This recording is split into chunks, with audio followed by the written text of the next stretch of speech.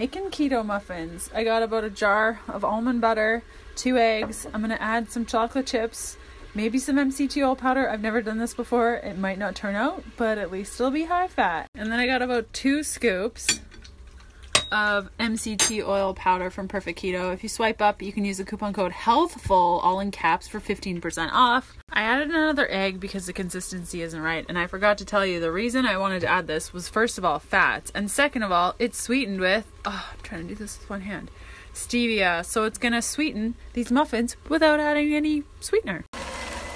Chocolate. More.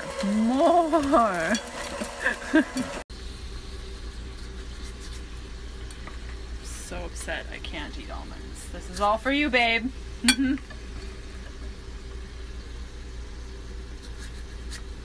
Muffin.